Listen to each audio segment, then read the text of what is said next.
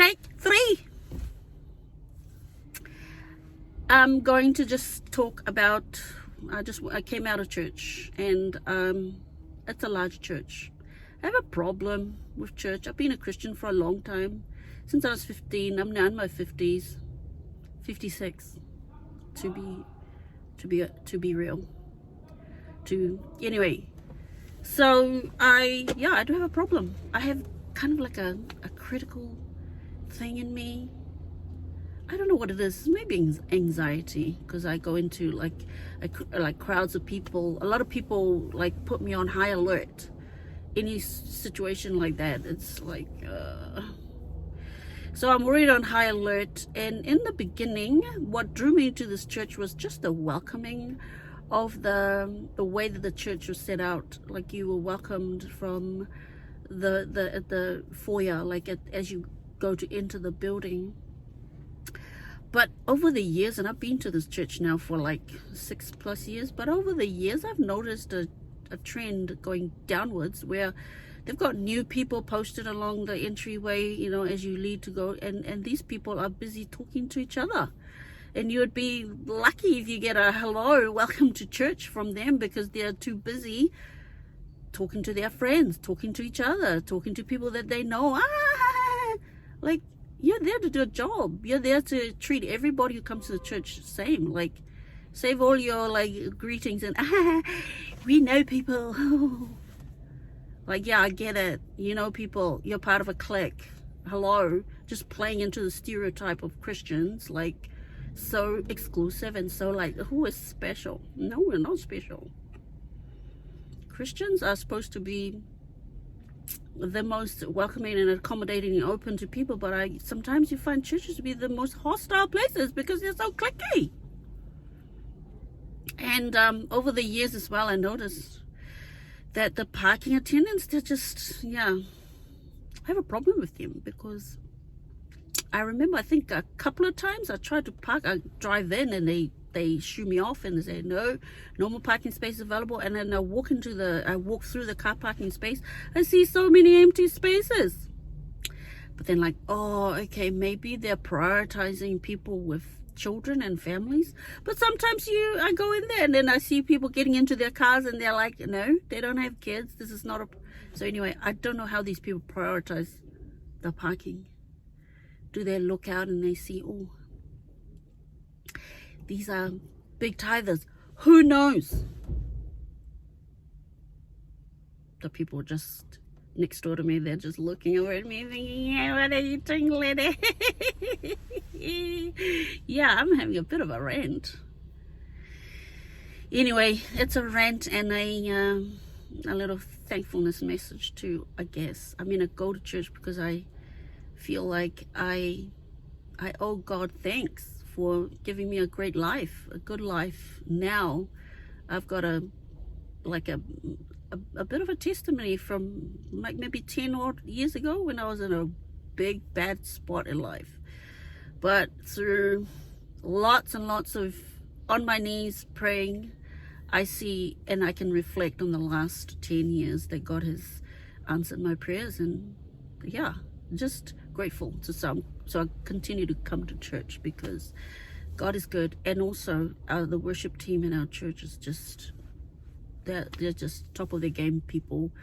Really great singers, great worshipers. They know what they're doing in the worship space. So you can enter into worship without having a problem with the singer, without having a problem with the length of time that they're spending on whatnot. Like, oh, listen, I've been to many churches now, and I've had problems standing there trying to worship and getting irritated. The irritation levels climbing, and it's not good.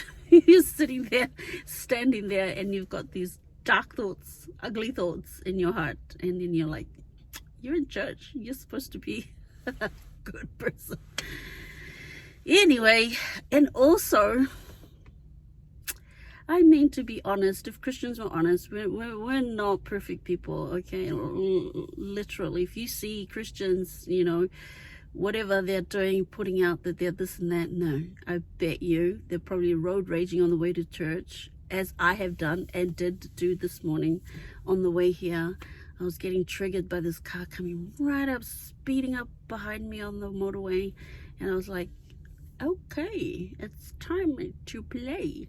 Very dangerous game, by the way. It's no good. No good. So that's an ongoing challenge for me, to be charitable on the road and not get into like, you're gonna pay for that. Pay for that. Yeah, very punishing mentality. Not good. All right, so the message was about Hagar, and I, as the pastor was expounding and extrapolating the story, it was the series is, if I say it, people will go to this church will know which church I'm talking about. But anyway, put that to the side. I'm talking about this wonderful, I would say she would be one of my heroes in the Bible. Her name is Hagar. Hagar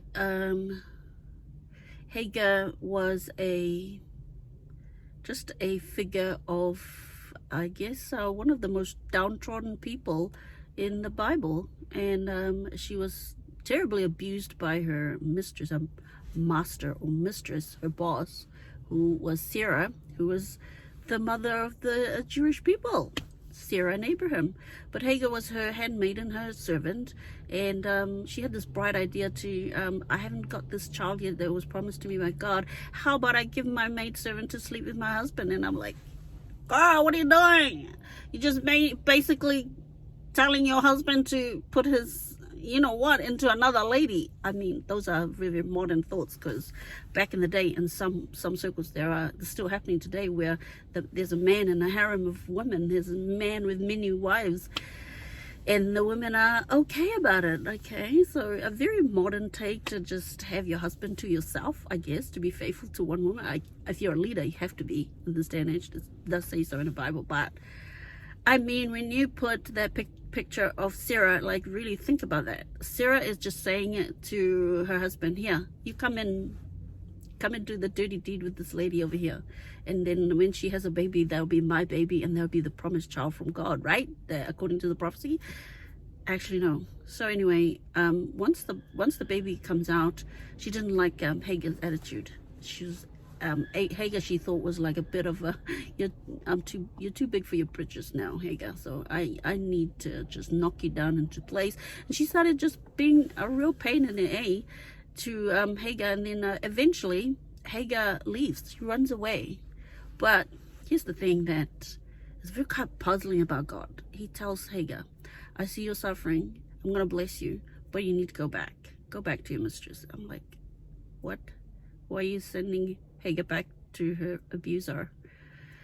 But sometimes, yeah, well, eventually Hagar does leave. I think the abuse just got so bad or whatever, and then she does. I'm not clear about that, but she eventually does leave the household of Abraham. She goes out, but here's the thing, that God had his hand on her and gave her a promise that she'll be a mother of many people, and the understanding in the Christian world today is that the Arab countries are the descendants of Ishmael, who is the son of Hagar. And Ishmael itself is, she named Ishmael, did she name, or God gave the name? Or his name will be Ishmael, because God hears. So anyway, I'll have when I download this message to my unbelieving, for now, daughter, we're gonna have a good time. She's gonna dissect, why did God do that? Why did God do that? Why would God do that? Yeah, God did that, and God can't. I don't know why, but God does what he does, and I have learned enough to trust him, even if things look crazy.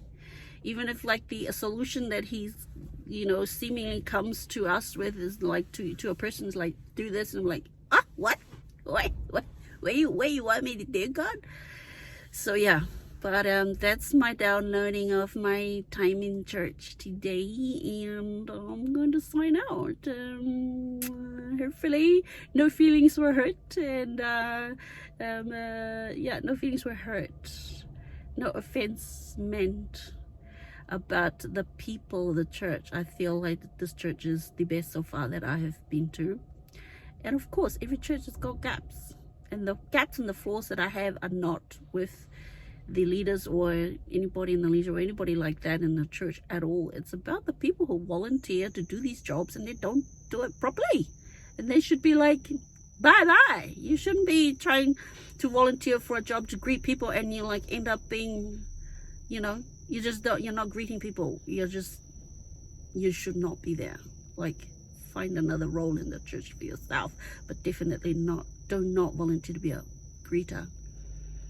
And also don't be a front-facing person in the car park if you're gonna have like that, you know, bad attitude toward the people arriving. And I'm like, anyway, I'm about to head off home now, and I'm going to go and somehow fit into there a 45-minute walk. Definitely gonna have some lunch, and then get ready to go work this evening. So bye for now. I guess this is the end of this video because I've got to, I realized that I have to maintain this momentum of posting videos, because this will only be video 13. Wow, we're such a long way away from 100. And also that YouTube has come out with their new rules that they've upped the ante now, and you have to rack up, I think they went from 4,000 hours to 8,000 hours. Is it 2,000? No, 1,000 subscribers, and was 4,000 viewing hours in a year, and now it's 8,000. Somebody got fact check me on that one. But that's the thing that YouTube is saying. I'm okay. I'm good with my 10 views, 12 views, 20 views, 30 views. I think if we get to 100 and we're still doing those numbers, we have a problem. But yeah, anyway, everybody, take care until next video. All right, bye for now.